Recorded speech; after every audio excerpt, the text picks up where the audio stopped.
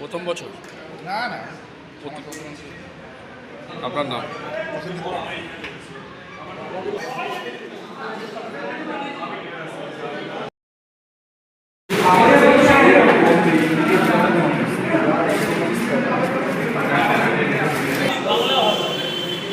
না,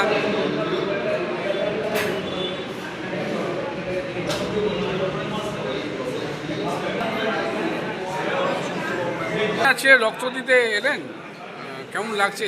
খুব ভালো লাগছে। প্রতি বছরই রক্ত দেওয়া হয় এবং সাম্যর তরফ থেকে এই উদ্যোগকে সাধুবাদ। আরও জনসাধারণরা এবং গ্রামবাসীরা যেন এই উদ্যোগকে সাধুবাদ দিতে এগিয়ে আসে এবং রক্ত দিয়ে মানুষের পাশে থাকে।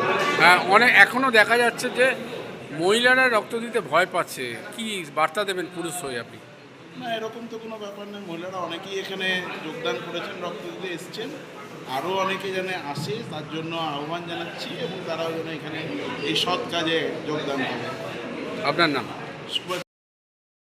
মুহূর্তে আমরা দাঁড়িয়ে আছি ব্যান্ডেল সাম্য ওয়েলফেয়ার সোসাইটি উদ্যোগে স্বেচ্ছায় রক্তদান শিবির। প্রতি বছর না, এবছরও এই গরমে, তীব্র দামাদাম গরমে এটা রক্তদান শিবির করছে। জুন মাস আপনারা জানেন যে প্রচণ্ড গরম, প্রায় 40-এর ওপর সেন্টিগ্রেড। তার মধ্যে এই ব্যস্ততার মধ্যেও এই রক্তদান না করে। দেখুন, আমাদের এই ব্যান্ডেল সাম্য ওয়েলফেয়ার সোসাইটির যাত্রা শুরু হয়েছিল 2018 সালে এবং তার বর্ষপূর্তি উপলক্ষে 2019 থেকেই আমরা রক্তদান শিবিরের আয়োজন করে চলেছি। এটা আমাদের 8তম রক্তদান শিবির। কিন্তু প্রথম দিকে আমরা রক্তদান শিবির আয়োজন করতাম শীতের শেষের দিকে, ফেব্রুয়ারিতে, 18 ফেব্রুয়ারি আমাদের প্রতিষ্ঠা দিবস। কিন্তু পরবর্তী ক্ষেত্রে আমরা জানতে পারি যে ব্লাড ব্যাংকের ডাক্তারদের থেকে যে অ্যাকচুয়ালি রক্তের ক্রাইসিসটা এই গ্রীষ্মকালে সবথেকে বেশি থাকে, কারণ কোনো সংস্থাই এই গ্রীষ্মকালে ব্লাড ডোনেশন ক্যাম্পের আয়োজন করে না। সেই কারণে আমরা আমাদের ডেটটাকে চেঞ্জ করে এই গ্রীষ্মকালের মধ্যে জুন জুলাই মাসে রক্তদান শিবিরের আয়োজন করেছি। অনেক সময় আমরা বছরে দুবার রক্তদান শিবিরের আয়োজন করি, কখনো গ্রীষ্মকালে কখনো শীতকালে। এবং আমরা মানুষের সাড়া পেয়েছি। গ্রীষ্মকালে ব্লাড ডোনেশন ক্যাম্পের আয়োজন করলেও আমরা মোটামুটি 45-50 জন রক্তদাতার থেকে রক্ত সংগ্রহ করতে সক্ষম হয়েছি।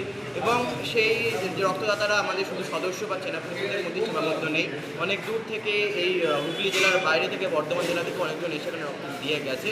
এবং আমরা মানুষের কাছে এই বার্তায় রাখি যে দেখুন, আমাদের যে লোহিত রক্তকণিকা তার আয়ু মাত্র 120 দিন এবং তারপর লোহিত রক্তকণিকা নর্মাল প্রসেসেই নষ্ট হয়ে যায়। তো সেই লোহিত রক্তকণিকা বা আমাদের রক্তদানের মাধ্যমে যদি একটা মুমূর্ষু রোগীর জীবন আমরা দান করতে পারি, সেটা আমাদের পরম সৌভাগ্য। তো আমরা বলবো যে এরকম রক্তদান শিবিরের আয়োজন আরও বেশি করে করা উচিত এবং খোঁজ পেলে সেখানে গিয়ে রক্তদান করে এই মহৎ কাজে সামিল হওয়া উচিত।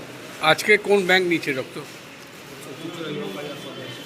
চুচুড়া ইমামবাজার ইমামবাড়া সদর হসপিটাল থেকে এসেছেন এবং প্রতি বছরই এরা এসে এখান থেকে রক্ত সংগ্রহ করে নিয়ে যান।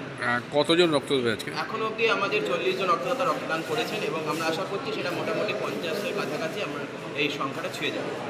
আপনাদের বিভিন্ন সামাজিক কাজেও পাশে দেখা যায়। এর সাথে সাথে এই রক্তদান শিবির যেমন আমাদের একটা রেগুলার কারিকুলাম, তার সাথে আমরা ফ্রিতে ক্লাস 10 পর্যন্ত ছাত্রদের পড়াই এবং তাদের আঁকা শেখানো, কম্পিউটার শেখানো ইত্যাদি কর্মকাণ্ডের পাশাপাশি আমরা বছরে পয়লা বৈশাখ এবং দুর্গাপুজোর সময় সাধারণ মানুষকে, দুস্থ মানুষ, সেটা মহিলা হতে পারে, সেটা বাচ্চা হতে পারে, তাদের আমরা বস্ত্র দান করে থাকি, নতুন বস্ত্র, তাদের মধ্যাহ্ন ভোজনের আয়োজন করি এবং তার সাথে সাথে আমরা শীতকালে ইটভাটার পরিযায়ী শ্রমিকদের পুরনো শীতবস্ত্র দান করে থাকি, তাদের সঙ্গে মধ্যাহ্ন ভোজনের আয়োজন করি এবং একটা free regular medical check up, যেখানে health check up, eye check up ইত্যাদি আমাদের রেগুলার কর্মকাণ্ডের অংশ। তাছাড়া আমরা বৃক্ষরোপণ কর্মসূচি, শীতকালে কখনো কম্বল বিতরণ, বর্ষাকালে কখনো মশারি বিতরণ ইত্যাদি কর্মকাণ্ড আমাদের রেগুলার কারিকুলামের পার্ট। সামনেই যে বর্ষা, ডেঙ্গুর প্রভাব পড়বে, কতটা চিন্তা ভাবনা? এই মুহূর্তে আমাদের প্ল্যানিং চলছে যে বর্ষাকালে যাতে আমরা বৃক্ষরোপণ করতে পারি এবং কোনো কাছে মানুষের অ্যাওয়ারনেস প্রোগ্রাম, মশারি বিতরণ এগুলো যাতে আমরা করতে পারি। আপনার নাম? তার সাথে আমাদের আপনার নাম? আমার নাম শুভ্র বৈষ্ণব।